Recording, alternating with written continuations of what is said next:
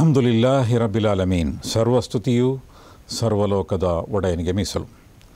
ಅತ್ಯಂತ ಆದರಣೀಯರಾದ ನನ್ನೆಲ್ಲ ಶ್ರೋತೃಗಳೇ, ಸಾಮಾನ್ಯವಾಗಿ ಮನುಷ್ಯರಲ್ಲಿ ಕೆಲವು ರೀತಿಯ ಹಂಬಲಗಳಿರ್ತವೆ. ಆ ಹಂಬಲಗಳ ಪೈಕಿ ಒಂದು ಸಾಮಾನ್ಯವಾಗಿ ಎಲ್ಲರಲ್ಲಿಯೂ ಇರುವಂತಹ ಹಂಬಲ ಯಾವುದು ಅಂತ ಹೇಳಿದರೆ, ನಾನು ವಿದ್ಯಾವಂತನಾಗಬೇಕು, ಹೆಚ್ಚು ಹೆಚ್ಚು ಜ್ಞಾನ ಗಳಿಸಬೇಕು ಮತ್ತು ಹೆಚ್ಚು ವಿದ್ಯಾವಂತನಾಗಬೇಕು. ಮತ್ತೊಂದು ಹಂಬಲ ಯಾವುದು ಅಂತ ಹೇಳಿದರೆ, ನಾನು ಸಿರಿವಂತನಾಗಬೇಕು, ಹೆಚ್ಚು ಹಣ ಗಳಿಸಬೇಕು. ಮತ್ತೊಂದು ಹಂಬಲ, ನಾನು ಜನಪ್ರಿಯನಾಗಬೇಕು, ನನಗೆ ಅತ್ಯಂತ ಗೌರವವುಳ್ಳವನಾಗಿರಬೇಕು ಮತ್ತು ನಾನು ಒಬ್ಬ ಆರೋಗ್ಯವಂತನಾದ ವ್ಯಕ್ತಿಯಾಗಿರಬೇಕು. ಇದೆಲ್ಲವೂ ಕೂಡ ಎಲ್ಲರಲ್ಲಿ ಇರುವಂತಹ ಒಂದು ಹಂಬಲ. ಈ ಪೈಕಿ ಯಾವುದೂ ಕೂಡ ಸಲ್ಲದ ವಿಷಯ ಅಲ್ಲ, ಬಹಳ ಒಳ್ಳೆಯ ವಿಷಯವೇ. ಒಬ್ಬ ಜನಪ್ರಿಯನಾಗುವುದು, ಒಬ್ಬ ಸಿರಿವಂತನಾಗುವುದು, ಒಬ್ಬ ವಿದ್ಯಾವಂತನಾಗುವುದು ಮತ್ತು ಒಬ್ಬ ಆರೋಗ್ಯವಂತನಾಗುವುದು, ಇದು ಸಹಜವಾದಂತಹ ಬಯಕೆ ಮತ್ತು ಒಳ್ಳೆಯ ಬಯಕೆ. ಎಲ್ಲರಿಗೂ ಕೂಡ ಇದು ಲಭ್ಯವಾಗಬೇಕು. ಆದರೆ ಕೆಲವೊಮ್ಮೆ ಎಲ್ಲ ಸಿರಿವಂತರು ಒಳ್ಳೆಯರಾಗಿರುವುದಿಲ್ಲ, ಅದೇ ರೀತಿಯಲ್ಲಿ ಎಲ್ಲ ವಿದ್ಯಾವಂತರು ಕೂಡ ಒಳ್ಳೆಯವರಾಗಿರುವುದಿಲ್ಲ.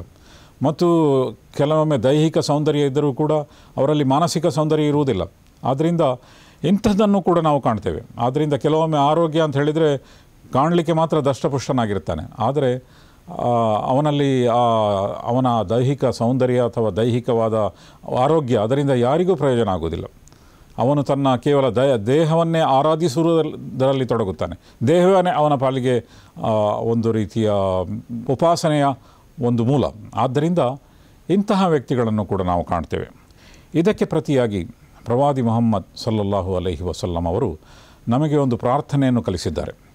ಆ ಪ್ರಾರ್ಥನೆಯಲ್ಲಿ ವಿದ್ಯೆಯನ್ನು ಅವರು ಬಯಸಿದ್ದಾರೆ, ಸೌಂದರ್ಯವನ್ನು ಅವರು ಬಯಸಿದ್ದಾರೆ, ಜನಪ್ರಿಯತೆಯನ್ನು ಅವರು ಬಯಸಿದ್ದಾರೆ, ಆರೋಗ್ಯವನ್ನು ಅವರು ಬಯಸಿದ್ದಾರೆ. ಮತ್ತು ಇದೆಲ್ಲವೂ ಕೂಡ ಒಂದು ರೀತಿಯ ಸಕಾರಾತ್ಮಕವಾದ ವಿದ್ಯೆ, ಸಕಾರಾತ್ಮಕವಾದ ಆರೋಗ್ಯ, ಸಕಾರಾತ್ಮಕವಾದ ಸೌಂದರ್ಯ, ಸಕಾರಾತ್ಮಕವಾದ ಜನಪ್ರಿಯತೆ ಮತ್ತು ಗೌರವ, ಇದನ್ನು ಅವರು ತಮ್ಮ ಈ ಪ್ರಾರ್ಥನೆಯಲ್ಲಿ ಯಾಚಿಸಿದ್ದಾರೆ. ಮತ್ತು ಈ ಪ್ರಾರ್ಥನೆಯಲ್ಲಿ ಯಾವ ರೀತಿ ಅದನ್ನು ಅವರು ನಮಗೆ ಪರಿಚಯಪಡಿಸಿದ್ದಾರೋ ಅದನ್ನು ಪ್ರತಿಯೊಬ್ಬರಿಗೂ ಗಳಿಸಲಿಕ್ಕೆ ಸಾಧ್ಯ ಇದೆ. ಉದಾಹರಣೆಗೆ, ಒಬ್ಬ ಸಿರಿವಂತನಾಗಬೇಕು ಎಂಬ ಬಯಕೆ ಹೊಂದಿರುತ್ತಾನೆ, ಆದರೆ ಎಲ್ಲರಿಗೂ ಸಿರಿವಂತನಾಗಲು ಸಾಧ್ಯವಾಗುವುದಿಲ್ಲ. ವ್ಯಾಪಾರ ಮಾಡಲು ಹೋದರೆ ಕೆಲವೊಮ್ಮೆ ವ್ಯಾಪಾರದಲ್ಲಿ ನಷ್ಟ ಆಗ್ಬೋದು, ಉದ್ಯೋಗ ಹೊರಟು ಹೋಗ್ಬೋದು, ಅಥವಾ ಏನಾದರೂ ಆಗ್ಬೋದು. ಆದ್ದರಿಂದ ಲೋಕದಲ್ಲಿ ಎಲ್ಲರೂ ಸಿರಿವಂತರಲ್ಲ, ಬಡವರು ಕೂಡ ಇದ್ದಾರೆ. ಅದೇ ರೀತಿಯಲ್ಲಿ ಒಬ್ಬ ಸೌಂದರ್ಯವಂತನಾಗಬೇಕು ಅಂತ ಬಯಸ್ತಾನೆ, ಆದರೆ ದೇವರು ಬೇರೆ ಬೇರೆಯವರಿಗೆ ಬೇರೆ ಬೇರೆ ರೀತಿಯ ಸೌಂದರ್ಯವನ್ನು ಕೊಡ್ತಾನೆ ಮತ್ತು ಅದರಿಂದ ಅದು ಕೂಡ ಎಲ್ಲರೂ ಕೂಡ ಗಳಿಸಲಿಕ್ಕೆ ಸಾಧ್ಯ ಇಲ್ಲ. ಆದರೆ ಈ ಪ್ರಾರ್ಥನೆಯಲ್ಲಿ ಹೇಳಲಾಗಿರುವಂತಹ ಸೌಂದರ್ಯ, ಆರೋಗ್ಯ ಮತ್ತು ಗೌರವ ಇದೆಲ್ಲವನ್ನೂ ಕೂಡ ಎಲ್ಲರಿಗೂ ಗಳಿಸಲಿಕ್ಕೆ ಸಾಧ್ಯ ಇದೆ. ಅದರಲ್ಲಿ ಮೊದಲನೇ ಪ್ರಾರ್ಥನೆ ಯಾವುದು ಅಂತ ಹೇಳಿದರೆ, ಅಲ್ಲಾಹುಮ್ಮ ಅಗ್ನಿನಾ ಬಿಲ್ ಇಲ್ಮ್. ಓ ಅಲ್ಲಾಹನೇ, ನನ್ನನ್ನು ವಿದ್ಯೆಯ ಅಥವಾ ವಿದ್ವತ್ತಿನ ಮೂಲಕ ನನ್ನನ್ನು ಸಂಪನ್ನನನ್ನಾಗಿ ಮಾಡು. ಹಣದ ಸಂಪನ್ನತೆ ಅದು ಕೊನೆಗೊಳ್ಬೋದು ಮತ್ತು ಹಣದ ಸಂಪನ್ನತೆ ಎಲ್ಲರಿಗೂ ಗಳಿಸಲಿಕ್ಕೆ ಸಾಧ್ಯ ಇಲ್ಲ. ಆದರೆ ವಿದ್ಯೆಯ ಸಂಪನ್ನತೆ ನೀವು ಪ್ರಯತ್ನ ಮಾಡಿದರೆ ಯಾರಿಗೂ ಗಳಿಸಲಿಕ್ಕೆ ಸಾಧ್ಯ ಇದೆ. ಆದ್ದರಿಂದ ಇಲ್ಲಿ ಪ್ರಾರ್ಥನೆ ಮಾಡಲಾಗಿರುವುದೇನಂತ ಹೇಳಿದರೆ, ಅಗ್ನಿನಾ ಬಿಲ್ ಇಲ್ಮ್. ಓ ಅಲ್ಲಾಹನೇ, ನನಗೆ ವಿದ್ಯೆಯ ಮೂಲಕ ಸಂಪನ್ನತೆಯನ್ನು ಕೊಡು. ಮತ್ತು ವಿದ್ಯೆಯ ಸಂಪನ್ನತೆ ಅದು ಎಂತಹ ಸಂಪನ್ನತೆ ಅಂತ ಹೇಳಿದರೆ, ಆ ವಿದ್ಯೆಯನ್ನು ನೀವು ಬೇರೆಯವರಿಗೆ ಕೊಟ್ಟರೆ ಅದರ ಮೂಲಕ ನಿಮ್ಮ ವಿದ್ಯೆಯ ಸಂಪತ್ತು ಕಡಿಮೆಯಾಗುವುದಿಲ್ಲ, ಬದಲಾಗಿ ಹೆಚ್ಚಾಗುತ್ತದೆ ಮತ್ತು ಹೆಚ್ಚು ಸೂಕ್ಷ್ಮವಾದ ವಿಚಾರಗಳ ಬಗ್ಗೆ ನೀವು ಆಲೋಚನೆ ಮಾಡುತ್ತೀರಿ. ಆದ್ದರಿಂದ ವಿದ್ಯೆಯ ಸಂಪನ್ನತೆ ಎಂಬುದು ಬಹಳ ಮುಖ್ಯ, ಅದು ಒಳ್ಳೆಯ ವಿದ್ಯೆ ಆಗಿರಬೇಕು. ಆದ್ದರಿಂದ ಇಲ್ಲಿ ಮೊದಲನೆಯ ಸಂಪನ್ನತೆ ಯಾವುದು ಅಂತ ಹೇಳಿದರೆ, ವಿದ್ಯೆಯ ಸಂಪನ್ನತೆಯನ್ನು ಕೊಡು. ವಜಯ್ಯನ್ನ ಬಿಲ್ ಹಿಲ್ಮ್. ಮತ್ತು ವಿನಮ್ರತೆಯ ಮೂಲಕ ನನ್ನ ವ್ಯಕ್ತಿತ್ವಕ್ಕೆ ಆಕರ್ಷಣೆಯನ್ನು ಕೊಡು ಎಂದು ಹೇಳಲಾಗಿದೆ. ವ್ಯಕ್ತಿ ಎಷ್ಟೇ ಸುಂದರನಾಗಿದ್ದರೂ ಕೂಡ ಅವನಲ್ಲಿ ಅಹಂಕಾರ ಇದ್ದರೆ, ದುರಹಂಕಾರ ಇದ್ದರೆ, ಜಂಬ ಇದ್ದರೆ ಮತ್ತು ಇತರರನ್ನು ಹೀಯಾಳಿಸುವಂತಹ ಮನೋಭಾವ ಇದ್ದರೆ, ಬೇರೆಯವರನ್ನು ತುಚ್ಛವಾಗಿ ಕಾಣುವವನಾಗಿದ್ದರೆ, ಅವನು ಎಂತಹ ಸೌಂದರ್ಯ ಇದ್ದ ವ್ಯಕ್ತಿಯಾಗಿದ್ದರೂ ಕೂಡ ಜನರು ಅವರನ್ನು ಗೌರವಿಸುವುದಿಲ್ಲ. ಜನರು ಅವರನ್ನು ಸುಂದರನಾದಂತಹ ವ್ಯಕ್ತಿ ಎಂದು ಕಾಣುವುದಿಲ್ಲ, ಬದಲಾಗಿ ಅವರನ್ನು ಅವಗಣಿಸುತ್ತಾರೆ. ಆದ್ದರಿಂದ ಇಲ್ಲಿ ಪ್ರವಾದಿ ಮುಹಮ್ಮದ್ ಸಲ್ಲಲ್ಲಾಹು ಅಲೈಹಿ ವಸಲ್ಲಂ ಬಯಸಿರುವಂತಹ ಸೌಂದರ್ಯ ಯಾವುದು ಅಂತ ಹೇಳಿದರೆ, ವಜಯ್ಯನ್ನ ಬಿಲ್ ಹಿಲ್ಮ್. ವಿನಮ್ರತೆಯ ಸೌಂದರ್ಯ ಮತ್ತು ವ್ಯಕ್ತಿತ್ವದ ಸೌಂದರ್ಯ. ದೇಹದ ಸೌಂದರ್ಯಕ್ಕಿಂತ ಮುಖ್ಯವಾದ್ದು ಯಾವುದು ಅಂತ ಹೇಳಿದರೆ ವ್ಯಕ್ತಿತ್ವದ ಸೌಂದರ್ಯ. ಒಬ್ಬ ಒಳ್ಳೆಯ ಮಾತನ್ನಾಡುತ್ತಾನೆ ಎಂದಾದರೆ ಜನರು ಆ ಮಾತು ಬಲ್ಲಂತಹ ವ್ಯಕ್ತಿ ಅವರನ್ನು ಹೆಚ್ಚು ಇಷ್ಟಪಡ್ತಾರೆ. ಪರ್ಷಿಯನ್ ಭಾಷೆಯಲ್ಲಿ ಒಂದು ಮಾತಿದೆ, ಜಬಾನ್ ಶೀರಿ ಮುಲ್ಕ್ ಗೀರಿ. ಒಬ್ಬನ ನಾಲಿಗೆ ಸವಿಯಾದಂತಹ ನಾಲಿಗೆ ಆದರೆ ಇಡೀ ವಿಶ್ವವನ್ನೇ ಅವನು ಗೆಲ್ಬೋದು. ಆದ್ದರಿಂದ ಮಾತು ಬಲ್ಲವನಿಗೆ ಜಗಳವಿಲ್ಲ, ಊಟ ಬಲ್ಲವನಿಗೆ ರೋಗವಿಲ್ಲ ಎಂದು ಕೂಡ ಕನ್ನಡದಲ್ಲಿ ಹೇಳಲಾಗಿದೆ. ಆದ್ದರಿಂದ ಮಾತು ಹೇಗಿರಬೇಕು, ಅದನ್ನು ಬಲ್ಲವನಾಗಿರಬೇಕು, ಒಳ್ಳೆಯ ರೀತಿಯಲ್ಲಿ ಮಾತನಾಡುವವರಾಗಿರಬೇಕು, ಒಳ್ಳೆಯ ವ್ಯವಹರಿಸುವವನಾಗಿರಬೇಕು, ಮತ್ತು ಅವನ ದೇಹ ಭಾಷೆಯಲ್ಲಿ, ಬಾಡಿ ಲ್ಯಾಂಗ್ವೇಜ್ನಲ್ಲಿ ವಿನಮ್ರತೆ ಇರಬೇಕು. ಅವನೆಷ್ಟೇ ಸುಂದರನಾಗಿದ್ದರೂ ಕೂಡ ಅವನ ಬಾಡಿ ಲ್ಯಾಂಗ್ವೇಜ್ನಲ್ಲಿ, ದೇಹ ಭಾಷೆಯಲ್ಲಿ ಒಂದು ರೀತಿಯ ಅಹಂಕಾರ, ದುರಹಂಕಾರ, ನಾನೇ ದೊಡ್ಡವನು, ನೀನು ನನ್ನ ಮುಂದೆ ಏನೂ ಇಲ್ಲ ಎನ್ನುವಂತಹ ಒಂದು ಭಾವನೆ ಇದ್ದರೆ ಜನರು ಅವನನ್ನು ಇಷ್ಟಪಡುವುದಿಲ್ಲ. ಅದಕ್ಕೆ ಬದಲಾಗಿ ವಿನೀತತೆ ಇದ್ದರೆ, ವಿನಮ್ರತೆ ಇದ್ದರೆ ಮತ್ತು ಅಂತಹ ಸೌಂದರ್ಯವನ್ನು ಎಲ್ಲರೂ ಇಷ್ಟಪಡ್ತಾರೆ ಮತ್ತು ಆ ವ್ಯಕ್ತಿ ಅತ್ಯಂತ ಆಕರ್ಷಕವಾದ ವ್ಯಕ್ತಿಯಾಗಿ ಜನರಿಗೆ ಕಂಡು ಬರ್ತಾರೆ. ಆದ್ದರಿಂದ ಪ್ರವಾದಿ ಮುಹಮ್ಮದ್ ಸಲ್ಲಲ್ಲಾಹು ಅಲೈಹಿ ವಸಲ್ಲಂ ಬಯಸಿದ್ದು ಅಂತಹ ವ್ಯಕ್ತಿತ್ವವನ್ನು, ವಜಯ್ಯನ್ನಾ ಬಿಲ್ ಹಿಲ್ಮ್, ವಿನಮ್ರತೆಯ ಮೂಲಕ ನನ್ನ ವ್ಯಕ್ತಿತ್ವಕ್ಕೆ ಆಕರ್ಷಣೆಯನ್ನು ದಯಪಾಲಿಸುವ ಅಲ್ಲಾಹನೇ. ಮೂರನೇದಾಗಿ ಅಕ್ರಿಮ್ನಾ ಬಿತ್ ತಕ್ವಾ. ತಕ್ವಾ ಅಂತ ಹೇಳಿದರೆ ದೇವನ ಶ್ರದ್ಧೆ, ದೇವಭಕ್ತಿಯ ಮೂಲಕ ನನಗೆ ಗೌರವವನ್ನು ಕೊಡು. ಆದ್ದರಿಂದ ದೇವಭಕ್ತಿ ಅದು ಗೌರವದ ಮೂಲವಾಗಿದೆ. ಹಣ ಇದ್ದವರ ಎಲ್ಲ ವ್ಯಕ್ತಿಗಳನ್ನು ಜನರು ಗೌರವಿಸುವುದಿಲ್ಲ. ಎಷ್ಟೋ ದೊಡ್ಡ ದೊಡ್ಡ ಹಣವಂತರಿದ್ದಾರೆ, ಅವರು ಹೇಗೆ ಹಣ ಗಳಿಸಿದ್ದಾರೆ ಎಂಬ ಬಗ್ಗೆ ಮಾರ್ಕೆಟ್ನಲ್ಲಿ ಜನರು ಮಾತಾಡ್ತಾರೆ. ಅವನು ಎಷ್ಟು ದೊಡ್ಡ ಶ್ರೀಮಂತರಾದರೂ ಕೂಡ ಅವನು ಗಳಿಸಿದ್ದು ಹೇಗೆ ಎಂಬುದು ನಿಮಗೆ ಗೊತ್ತಾ ಅಂಥೇಳಿ ಜನ ಮಾತಾಡ್ತಾರೆ. ಆದ್ದರಿಂದ ಹಣದ ಮೂಲಕ ಶ್ರೀಮಂತಿಕೆ ಬರುವುದಿಲ್ಲ, ಹಣದ ಮೂಲಕ ಗೌರವ ಬರುವುದಿಲ್ಲ.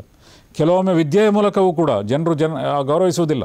ವಿದ್ಯೆಯ ಮೂಲಕ ನಿಮಗೆ ವಿನಮ್ರತೆ ಇದ್ದರೆ, ಆ ವಿದ್ಯೆಯನ್ನು ನೀವು ಜನರಿಗೆ ಕೊಡ್ತಾ ಇದ್ದರೆ ಜನರು ಗೌರವಿಸ್ತಾರೆ. ಇಲ್ಲದೆ ಹೋದರೆ ಜನರು ಅದನ್ನು ಕೂಡ ಗೌರವಿಸುವುದಿಲ್ಲ. ನಿಮ್ಮ ದೊಡ್ಡ ಸ್ಥಾನ, ನಿಮ್ಮ ಅಂತಸ್ತು, ನಿಮ್ಮ ಯಾವುದೇ ವಿಷಯದ ಬಗ್ಗೆ ಜನರು ಅದರ ಬಗ್ಗೆ ಗೌರವ ತೋರುವುದಿಲ್ಲ.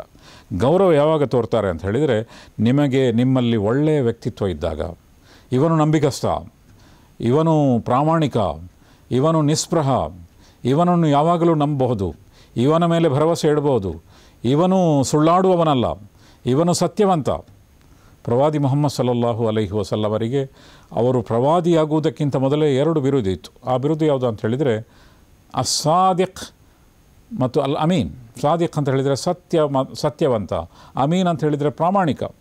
ಇದರಷ್ಟು ದೊಡ್ಡ ಗೌರವ ಬೇರೆ ಯಾವುದಿದೆ? ಆದ್ದರಿಂದ ಅವರು ಯೌವನದಲ್ಲಿದ್ದಾಗ ಮತ್ತು ಇನ್ನೂ ಪ್ರವಾದಿಯಾಗದೇ ಇದ್ದಾಗ ಇಡೀ ವ್ಯಕ್ತಿಗಳು ತನ್ನ ವಿವಾದಗಳನ್ನು ಪ್ರವಾದಿ ಮುಹಮ್ಮದ್ ಸಲ್ಲಲ್ಲಾಹು ಅಲೈಹಿ ವಸಲ್ಲಮರ ಬಳಿ ಕೊಂಡು ಹೋಗ್ತಾಯಿದ್ರು. ಯಾಕೆಂತ ಹೇಳಿದರೆ ಈ ಗೌರವದ ಕಾರಣಕ್ಕಾಗಿ. ಆದ್ದರಿಂದ ಅಂತಹ ಗೌರವವನ್ನು ನನಗೆ ದಯಪಾಲಿಸು. ಮತ್ತು ಅಕ್ರಿಮ್ನಾ ಬಿತ್ ತಕ್ವಾ, ದೇವಭಕ್ತಿಯಿಂದ ಕೂಡಿದಂತಹ ವ್ಯಕ್ತಿತ್ವ, ಆ ವ್ಯಕ್ತಿತ್ವದ ಆಧಾರದಲ್ಲಿ ಬರುವಂತಹ ಅನೇಕ ರೀತಿಯ ಒಳ್ಳೆಯ ವ್ಯಕ್ತಿಯ ಲಕ್ಷಣಗಳು, ಅದು ಒಬ್ಬ ವ್ಯಕ್ತಿಯಲ್ಲಿರುವಾಗ ಬರುವಂತಹ ಗೌರವ, ಅಂತಹ ಗೌರವವನ್ನು ನನಗೆ ದಯಪಾಲಿಸು ಎಂದು ಪ್ರವಾದಿ ಮುಹಮ್ಮದ್ ಸಲ್ಲಲ್ಲಾಹು ಅಲೈಹಿ ವಸಲ್ಲಂ ಪ್ರಾರ್ಥಿಸಿದ್ದಾರೆ. ಮತ್ತು ಕೊನೆಯದಾಗಿ ವಜಮ್ಮಿಲ್ನಾ ಬಿಲ್ ಆಫಿಯಾ, ಆರೋಗ್ಯದ ಮೂಲಕ ನನಗೆ ಸೌಂದರ್ಯವನ್ನು ದಯಪಾಲಿಸು. ಇಲ್ಲಿ ಆರೋಗ್ಯ ಅಂತ ಹೇಳುವಾಗ ಆರೋಗ್ಯ ಕೇವಲ ಜಿಮ್ಗೆ ಹೋಗುವುದರಿಂದ ಬರುವುದಿಲ್ಲ, ಒಳ್ಳೆಯ ಭಕ್ಷ್ಯಭೋಜ್ಯಗಳನ್ನು ತಿನ್ನುವುದರಿಂದಲೂ ಕೂಡ ಬರುವುದಿಲ್ಲ. ಆರೋಗ್ಯಕ್ಕೆ ಬಹಳ ಮುಖ್ಯವಾಗಿರುವುದು ಏನಂತ ಹೇಳಿದರೆ ಮನಸ್ಸಿನ ಸ್ವಚ್ಛತೆ, ಅದು ಕೂಡ ಮುಖ್ಯ. ಮನಸ್ಸು ಒಬ್ಬರು ಸ್ವಚ್ಛ ಇಲ್ಲದೆ ಹೋದಾಗ, ಮನಸ್ಸಿನಲ್ಲಿ ಕ್ರೋಧ, ಮದ, ಮತ್ಸರ್ಯ ಇತ್ಯಾದಿಗಳು ಇದ್ದಾಗ, ಯಾವಾಗಲೂ ಕೂಡ ಒಂದು ರೀತಿಯ ಶಾಂತ ಚಿತ್ತತೆ ಇಲ್ಲದೆ ಹೋದಾಗ ಅನೇಕ ರೀತಿಯ ರೋಗಗಳು ಬರ್ತದೆ. ನೀವು ಡಾಕ್ಟರ್ ಹತ್ರ ಹೋದಾಗ ಅದನ್ನು ಹೇಳ್ತಾರೆ. ಅಲ್ಸರ್ ಅಂತ ಹೇಳಿದಾಗ ಹೊಟ್ಟೆಯಲ್ಲಿ ಬರುವಂಥ ರೋಗ, ಅದು ಹೊಟ್ಟೆಯ ಹುಣ್ಣು, ಅದನ್ನು ಅಲ್ಸರ್ ಅಂತ ಹೇಳ್ತಾರೆ. ಆಗ ಡಾಕ್ಟ್ರು ಹೊಟ್ಟೆಗೆ ಏನು ನೀವು ತಿನ್ನುವಾಗ ಜಾಗ್ರತೆ ಮಾಡಿ ಅಂತ ಹೇಳುವುದಿಲ್ಲ, ಬದಲಾಗಿ ಟೆನ್ಷನ್ ತಗೊಳ್ತೀಯ ನೀನು ಅಂತ ಕೇಳ್ತಾರೆ. ಆದ್ದರಿಂದ ಮನಸ್ಸಿನಲ್ಲಿ ಶಾಂತ ಚಿತ್ತತೆ ಇಲ್ಲದೆ ಹೋದಾಗ ಆರೋಗ್ಯ ಕೆಟ್ಟು ಹೋಗ್ತದೆ. ಆದ್ದರಿಂದ ಈ ಶಾಂತ ಚಿತ್ತತೆಯೂ ಕೂಡ ಅದು ಕೂಡ ಸತ್ಯವಿಶ್ವಾಸದಿಂದ ಮತ್ತು ದೇವನ ಮೇಲಿನ ವಿಶ್ವಾಸದಿಂದ ಬರ್ತದೆ. ಅದನ್ನೇ ಪ್ರವಾದಿ ಮುಹಮ್ಮದ್ ಸಲ್ಲಲ್ಲಾಹು ಅಲೈಹಿ ವಸಲ್ಲಂ ಕೂಡ ಹೇಳಿದ್ದಾರೆ. ಅಜಬಲ್ಲಿ ಅಮ್ರಿಲ್ ಮುಅ್ಮಿನ್, ಒಬ್ಬ ಸತ್ಯವಿಶ್ವಾಸಿಯ ಲಕ್ಷಣ ಅತ್ಯಂತ ವಿಚಿತ್ರವಾದದ್ದು. ಎನ್ನ ಅಮ್ರಹು ಕುಲ್ಲಹು ಲಹು ಖೈರ್, ಅವನ ಪಾಲಿಗೆ ಎಲ್ಲ ವಿಷಯಗಳು ಕೂಡ ಒಳ್ಳೆಯದೇ ಆಗಿರುತ್ತದೆ. ಯಾಕೆಂತ ಹೇಳಿದರೆ ಅವನಿಗೆ ದೇವನ ಮೇಲೆ ವಿಶ್ವಾಸ ಇರ್ತದೆ. ಲೈಸ ಝಾಲಿಕ ಲಿ ಅಹದಿನ್ ಇಲ್ಲಾ ಲಿಲ್ ಮುಅ್ಮಿನ್, ಒಬ್ಬ ದೇವನ ಮೇಲೆ ವಿಶ್ವಾಸ ಇಡುವಂತಹ ವ್ಯಕ್ತಿಯಲ್ಲದೆ ಬೇರೆಯವನಲ್ಲಿ ಇಂತಹ ಒಂದು ಎಲ್ಲ ಸಂದರ್ಭಗಳಲ್ಲಿಯೂ ಕೂಡ ಒಳ್ಳೆಯದನ್ನೇ ನಿರೀಕ್ಷಿಸುವಂತಹ ಒಂದು ವ್ಯಕ್ತಿತ್ವ ಅದನ್ನು ಕಾಣಲಿಕ್ಕೆ ಸಾಧ್ಯ ಇಲ್ಲ. ಇನ್ ಅಸಾಬತ್ತು ಸರ್ರಾ ಉಷಕಾರ, ಅವನಿಗೆ ಒಳಿತಾದರೆ, ಒಳ್ಳೆಯ ವಿಷಯಗಳು ಅವನ ಜೀವನದಲ್ಲಿ ಸಂಭವಿಸಿದರೆ, ಅವನ ಜೀವನದಲ್ಲಿ ಅನೇಕ ರೀತಿಯ ಯಶಸ್ಸನ್ನು ಅವನು ಕಂಡರೆ ಅವನು ಅದಕ್ಕಾಗಿ ದೇವನನ್ನು ಸ್ತುತಿಸುತ್ತಾನೆ. ಒಂದು ರೀತಿಯ ಸ್ತುತ್ಯ ಕೃತಜ್ಞತಾ ಮನೋಭಾವ ಅವನಲ್ಲಿ ಬೆಳೆಯುತ್ತದೆ ಮತ್ತು ಅದು ಅವನ ಪಾಲಿಗೆ ಒಳ್ಳೆಯದೇ ಆಗಿರ್ತದೆ. ವ ಇನ್ ಅಸಾಬತ್ತು ಸರ್ರಾ ಉ ಸಬರ ಫಕಾನತ್ ಖೈರಲ್ಲ, ಮತ್ತು ವೈನ್ ಅಸಾಬತ್ತು ದರ್ರ ಉಸಬರ ಫಕಾನತ್ ಖೈರಲ್ಲ. ಮತ್ತು ಕಠಿಣ ಜೀವನ ಅವನ ಮುಂದೆ ಎದುರಾದಾಗ ಏನಾದರೂ ಸಂಕಷ್ಟ ಬರ್ಬೋದು. ಮನುಷ್ಯ ಜೀವನದಲ್ಲಿ ಸಂಕಷ್ಟ ಬಂದಾಗ ಅವನು ಹೋಗಿ ಆತ್ಮಹತ್ಯೆ ಮಾಡಿಕೊಳ್ಳುವುದಿಲ್ಲ, ಅಥವಾ ಅವನು ತನ್ನ ಸ್ಥಿಮಿತವನ್ನು ಕಳೆದುಕೊಳ್ಳುವುದಿಲ್ಲ, ಬದಲಾಗಿ ತಾಳ್ಮೆ ವಹಿಸುತ್ತಾನೆ. ಇದು ದೇವನಿಂದ ಬಂದಂತಹ ಪರೀಕ್ಷೆ. ಸಮಯ ಬದಲಾಗ್ಬೋದು ಮತ್ತು ಆ ಸಂದರ್ಭವನ್ನು, ಆ ಪರಿಸ್ಥಿತಿಯನ್ನು ಬದಲಾವಣೆ ಮಾಡಲಿಕ್ಕಾಗಿ ಅವನು ಪ್ರಯತ್ನ ಮಾಡ್ತಾನೆ.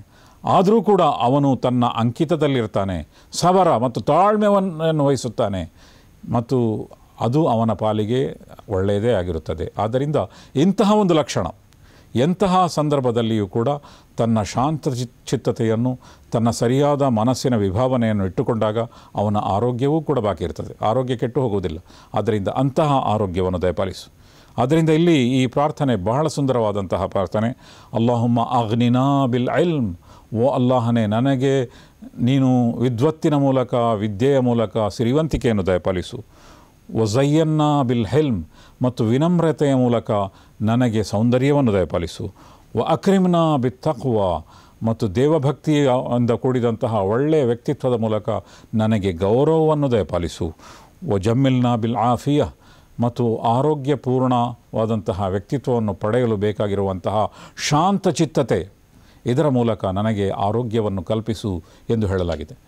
ಇಂತಹ ವಿಷಯಗಳನ್ನು ಗಳಿಸಲಿಕ್ಕೆ ನಮಗೆಲ್ಲರಿಗೂ ಸಾಧ್ಯ ಇದೆ. ಅದಕ್ಕೆ ಅಂತಹ ವ್ಯಕ್ತಿತ್ವವನ್ನು ನಾವು ಬೆಳೆಸಿಕೊಳ್ಳಬೇಕಾದಂಥ ಅಗತ್ಯ ಇದೆ.